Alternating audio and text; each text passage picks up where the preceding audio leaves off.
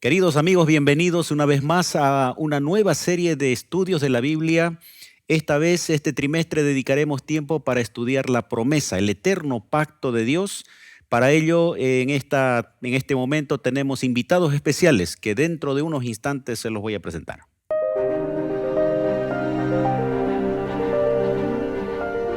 Axiomas, más allá de la evidencia.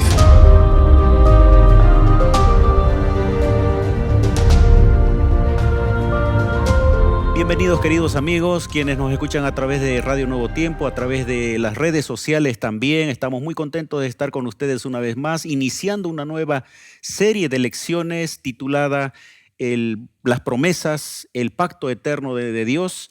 Para ello tenemos aquí dos amigos, dos invitados especiales. Querido Pastor Rubén Chura, bienvenido. Un saludo a nuestra audiencia, por favor. Pastor, muchas gracias. Igualmente saludarlo, contentos de estar en el programa y queremos saludar ahí por la radio a los amigos que nos ven en las redes sociales. Un abrazo a la distancia y contentos de poder estar en este programa especial. Está con nosotros también el licenciado Wilson Rodríguez. Querido Wilson, bienvenido a este momento de estudio de la palabra del Señor. Gracias, pastor. Es un privilegio para mí poder estar junto a ustedes en este espacio especial que se tiene para poder compartir las enseñanzas de la palabra de Dios. Antes de abrir el texto bíblico, el pastor Rubén nos va a guiar una breve oración. Hoy vamos a hablar sobre qué es lo que la Biblia enseña acerca de los orígenes. Vamos a hablar también cuál era la forma de relacionarse, qué tipo de relación quería tener Dios con la humanidad. Vamos a entender el propósito del árbol del conocimiento del bien y del mal y vamos a ver cuál es la esperanza que Dios le da a Adán y a Eva luego de la caída. Entonces vamos a la oración, por favor, pastor Rubén. Oremos. Padre nuestro que estás en los cielos, Señor, muchas gracias por este programa, por este momento en el cual abriremos tu palabra. Queremos pedirte, Señor, que tu Espíritu Santo esté en medio nuestro, ahí con nuestros amigos en distintos puntos del país. Padre mío, puedas tú estar con ellos. Queremos entender tu palabra, Señor, y es por eso pedimos tu bendición en este momento. Te lo pedimos en el nombre de tu Hijo amado Jesús. Amén. Amén. El título de la primera lección de esta serie es ¿qué ocurrió? ¿Qué es lo que realmente ocurrió según el relato bíblico yendo a los orígenes? Voy a leer el capítulo 1 de Génesis, versículo 1. En el principio creó Dios los cielos y la tierra. Rubén, ¿qué es lo que nos dice la Biblia al iniciar este relato? ¿Qué es lo que implica el término de que Dios haya creado este mundo? Gracias, pastor. Interesante notar y en un principio saber que el relato de la historia de la creación, los orígenes, era lo que teníamos. Ya en el siglo XIX aparece la teoría, ¿cierto?, sobre el origen de las especies. Ya después aparece esto del Big Bang, pero antes solamente era la creación y algunos mitos sobre los orígenes de este mundo.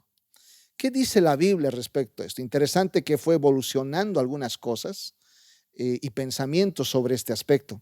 ¿Qué dice la Biblia? Hay un texto muy hermoso que me encanta, que está en Salmos 19:1, que dice: los cielos proclaman la gloria de Dios y el firmamento anuncia la obra de sus manos. Este texto prácticamente muestra a Dios como creador. Creador de todo lo que vemos, creador de todo lo que existe. Entonces, el origen de este mundo sale de las manos de un creador. Y nosotros como personas, como parte de esta creación, queda aceptarlo por fe. Ahí marca la diferencia para aceptar alguna cosa o no aceptar. La fe al creador, que es a Dios, que creó todo este mundo. Es interesante notar en el relato bíblico que no se preocupa en dar evidencia de la existencia de Dios. Se supone que existe Dios y solamente se relata el acto de la creación, tanto en Génesis como Salmos también enfatiza un poco. Hay expresiones interesantes como el hecho de que a medida que Dios va creando, todo es bueno en gran manera. Wilson, ¿qué es lo que nos muestra esto del amor, de la misericordia de Dios, además del poder de Dios en todo lo que relata Génesis? Usted, pastor, muy bien ha mencionado esta expresión, y todo era bueno en gran manera. aquí nosotros podemos notar que todo lo que el Señor estaba haciendo en ese momento era perfecto, ¿no? Todo lo que se miraba en ese momento y todo lo que expresaba toda la creación era bueno en gran manera, vislumbraba perfección. No había vamos a decir así, algún error que se había cometido, ¿no? Todo hasta aquí estaba andando muy bien. Y el título de la lección dice, ¿no? ¿Y qué ocurrió entonces? Sin embargo, hasta aquí nosotros podemos notar que el Señor hizo todo conforme a la perfección que en ese momento se expresaba. Ahora, al principio, en el relato se menciona la creación del mundo y luego enfatiza la creación de la humanidad. ¿Qué es lo que nos dice Génesis, ahí el capítulo 1, versículo 26 en adelante? Tal vez Rubén puedas ayudarnos leyendo y también ya entrando un poquito a el tipo de relación que Dios quería tener con ese grupo especial, porque Dios había creado los seres vivos, pero ahora crea al ser humano. Exacto.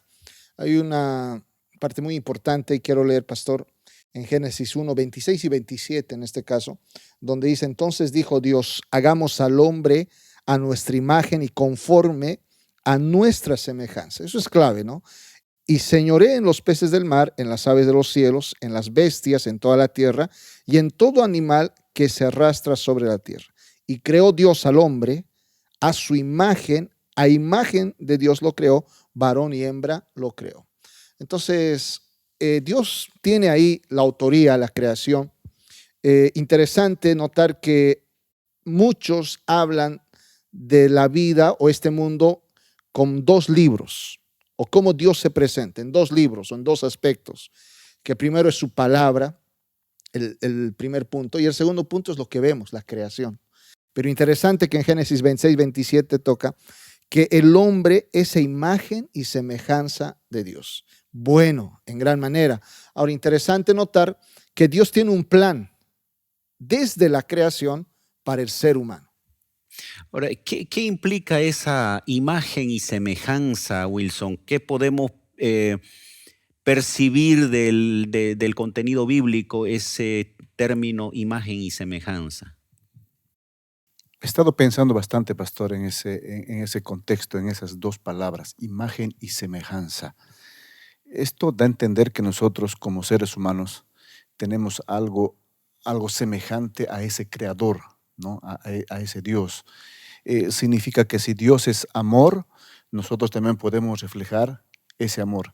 Si el carácter de Dios es, vamos a decir así, misericordia, nosotros también tenemos que tener misericordia.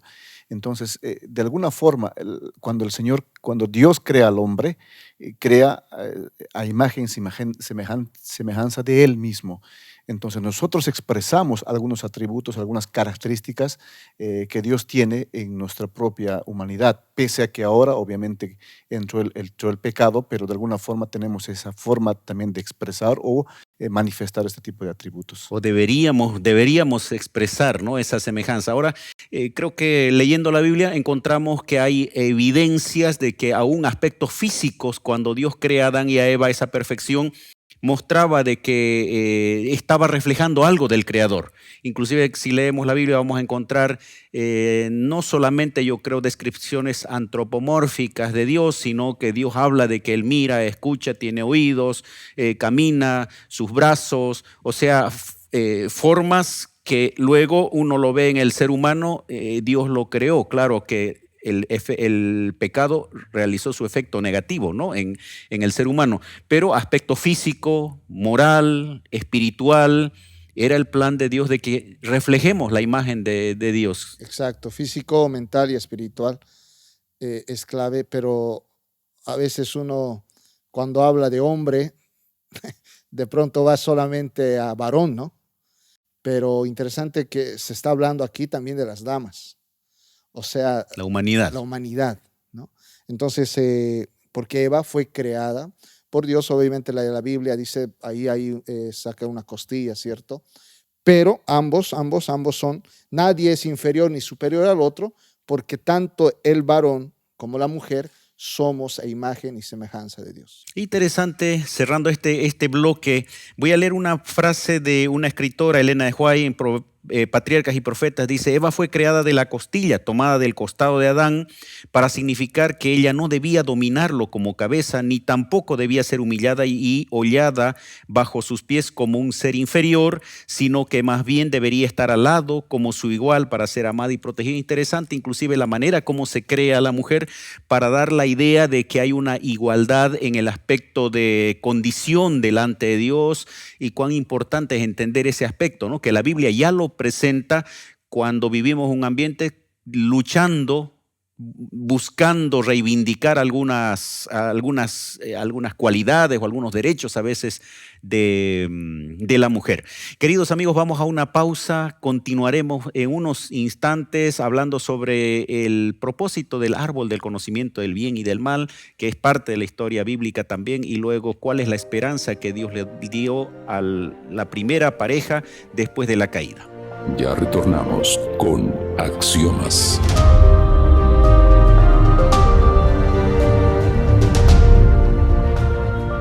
Queridos amigos, estamos en este tema, hemos visto un poquito sobre lo que la Biblia enseña acerca del origen de nuestro mundo, hemos visto la relación que Dios quería tener con la humanidad, y ahora vamos a un capítulo un tanto triste del relato bíblico. Génesis, el capítulo 3, habla sobre el árbol del conocimiento del bien y del mal. Rubén, por favor, háblanos un poquito qué es lo que nos relata allí en el libro de Génesis capítulo 3. En Génesis 3, ahí tal vez Wilson estará con el texto, pero quiero entrar al contexto de la creación y de este momento. Había una relación directa entre el ser humano con Dios, una relación entre padre e hijo o entre creador y criatura. No había nada que interfiera esto, pero lamentablemente hay una ruptura ahí que se presenta en Génesis, donde podemos ver algunas cosas interesantes de cómo pasó esto y qué consecuencias tiene. Cuando pienso en el árbol, se me viene a la cabeza obediencia, ¿no? Cuando el hombre fue creado y todo fue hecho en la perfección, la intención de Dios no era tanto mostrar si el hombre era obediente o no. Simplemente había una situación aquí que tiene que ver con el libre albedrío, ¿no? De que el hombre debería decidir hacer qué es lo correcto o qué no es lo correcto. Y una manera de prueba, vamos a decir así, era el árbol que estaba ahí puesto en un lugar especial. De todo árbol que estaba en la creación, de todos los frutos que estaba ahí en la creación, ellos podían disponer, podían consumir, podían comer, podían alimentarse. Sin embargo, de este árbol no. Y esta situación fue una prueba muy importante para el ser humano. Entonces, mirando en ese sentido, significa que el hombre fue creado con la capacidad de poder decidir qué es bueno y qué es malo. No eran simplemente una creación que simplemente estaban programados para hacer lo que es bueno simplemente, ¿no? Tal vez yendo un poquito a este tema de libre albedrío, ¿qué hubiese pasado si Dios hubiese creado al ser humano solo con la capacidad de obedecerlo a Él? ¿Cuál sería el resultado? Probablemente no hubiesen pecado, pero ¿cómo sería la relación entre una criatura creada de esa manera y un creador? Sería distinta, ¿no? Seríamos unos robots, porque en la relación que hay entre creador y criatura es hermosa porque está el libre albedrío. Si no existiera eso, sería una relación de pronto entre, no sé, un esclavo frente a un dueño, no sé, pero sería distinto. Ahora, interesante notar que aquí hay dos palabras claves para mí, ¿no? La primera palabra es duda y el segundo es miedo. ¿Por qué? ¿Qué pasó ese momento? Hubo una duda. ¿Es tu Dios? ¿Será que si yo hago esto es correcto? Y si no, empezó a entrar la duda. Satanás comienza a que el ser humano empiece a dudar del Creador. Y cuando hay duda, entra el miedo. Interesante. Entonces, nosotros creemos en Dios. Y Satanás está ahí todo el momento para que exista duda en nuestra vida. así como lo hubo en el principio. ¿Y qué palabra marca aquí diferencia? Es la fe. ¿En quién creo? ¿En quién he creído? Eso hará que yo no pueda dudar de un Dios creador. Entonces, el propósito de poner el árbol del conocimiento del bien y del mal no era prohibirle de algo agradable, porque finalmente todo le era permitido, excepto aquello. Y el autor de la lección dice interesante que ahí tenía que demostrar lealtad y fe. Y el caer en el error de no confiar, viene allí la duda, viene el miedo, lo que dice el versículo 10, ¿no? 3:10, respondió, tuve miedo. Oí tu voz en el huerto y tuve miedo. Esa relación que debería ser una relación de ansiedad por encontrarse con el Creador, ahora le estaba causando miedo por haber desobedecido y haber desconfiado. Exacto. Y sabe, pastor, el miedo es la emoción más difícil de manejar. Cuando uno tiene dolor, puede gritar y el dolor puede pasar. Pero cuando uno tiene miedo, el miedo lo encadena, lo paraliza y no haces nada. Entonces, Satanás es tan experto en que primero entra la duda y el miedo y hace que nosotros salgamos ahí del plan de salvación. Pero es interesante que a veces nosotros nos quedamos en la historia bíblica y comenzamos a tal vez hasta criticar a Adán y a Eva, todo lo que hicieron, pero el ser humano también cae en lo mismo. Ahora, Wilson, tal vez háblanos un poquito sobre el interés de Dios de buscar al ser humano. He estado pensando un poco en lo que acaba de decir, y todos los días nosotros estamos sujetos a pruebas. Estamos llamados a ser renovados todos los días, y es así. Cuando nosotros oramos, cuando nosotros estudiamos la palabra de Dios, como que estamos siendo restaurados en el momento de aquello malo que por naturaleza hacemos. Sin embargo, a la vuelta de la esquina está una prueba, vamos a decir, un árbol, ¿no? Para tomar una decisión, hacer el bien o hacer el mal. En ese sentido, creo que nuestra vida está llena de decisiones, y ese es el libre albedrío que el Señor nos da para que podamos decidir hacer lo correcto o lo incorrecto, ¿no? Ahora, interesante ahí, Wilson, lo que dice. Nosotros hoy en día tenemos pruebas.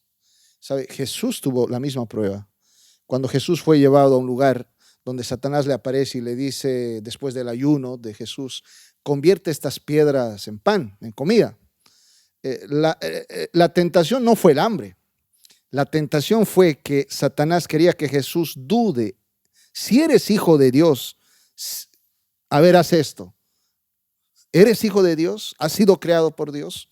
Entonces, pero Dios tiene el plan de salvación. Dios tiene el rescate al ser humano. Así como en el inicio de la creación, hoy nosotros podemos fallar, pero mediante Jesucristo podemos acceder al trono de gracia. Y ahí aparece en la escena, ¿no? Dios buscando al ser humano, Jehová los llamó por el nombre, versículo 9, y le dijo, ¿dónde estás tú? ¿Dónde están ustedes? Y eso es lo que permanentemente hace al buscar al ser humano. Y tal vez cerramos esta parte leyendo el capítulo 3, versículo 15, que dice, Dios, luego de que viene la consecuencia del pecado, de apartarse de Dios, pondré enemistad entre ti y la mujer, y entre tu simiente y la simiente suya, esta te herirá la cabeza y tú le herirás en el calcañar.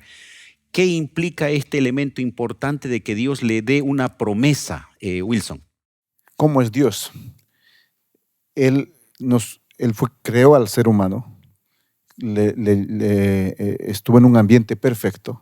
El hombre desobedeció, y ahora el mismo Señor que creó al hombre y todo lo que está a su alrededor también genera un plan. Y este plan es realmente maravilloso, ¿no? Ahí nosotros acabamos de leer en Génesis 3, 15, 16, donde Dios muestra un plan B que tiene que ver con redimir al ser humano a la misma condición que fue creado, ¿no?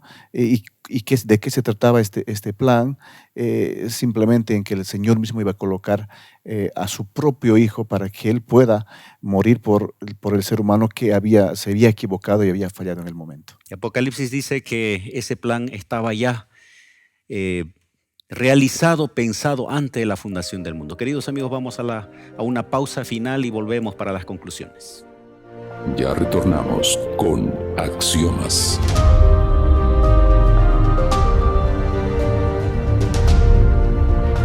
Amigos, hemos llegado a la parte final de nuestro estudio. Hemos visto la creación de Dios, hemos visto la relación que Dios quería tener con el ser humano, hemos visto también el propósito del árbol del conocimiento del bien y del mal, y lamentablemente vimos la caída, pero al mismo tiempo la promesa de Dios para los primeros padres. Gracias, querido Wilson, por estar con nosotros, y queremos por favor que puedas dar algunas palabras breves al final de este tema. Podemos nosotros resumir todo lo que hemos conversado de la siguiente manera. Dios nos creó a imagen y semejanza. Primer punto. Segundo, lamentablemente el hombre se equivocó, ¿no? Hizo una mala decisión. Y tercero, Dios es tan grande que Él desarrolló un plan, incluso antes de que el hombre fuera creado, por si pasaba esta situación. Por eso Dios nos ama tanto y Él permitió que su Hijo venga a este mundo y nos pueda redimir. Gracias igualmente, Rubén, por estar aquí en este espacio, y también, por favor, las conclusiones de este tema. Pastor, muchas gracias. Amigos, este tema sin duda es muy lindo, muy bueno. Solamente quiero decirles lo siguiente. Esa fe en el que hemos creído, el Creador, se alimenta todos los días.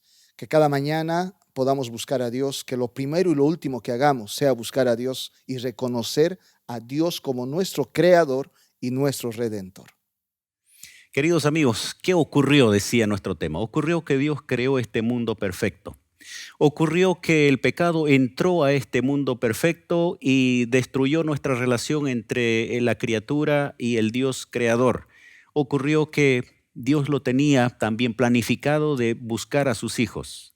Y ocurrió que ahora nosotros tenemos el libre albedrío para confiar en Dios, para confiar en su palabra y poder aprovechar esta nueva oportunidad que el Señor nos da. Por eso en este trimestre vamos a hablar sobre el tema del pacto. ¿Qué implica el tema del pacto? ¿Cuál es ese plan que Dios tiene para acercarnos nuevamente al origen inicial que Dios tenía para con sus hijos? Que el Señor bendiga a cada uno de ustedes en el lugar donde se encuentren.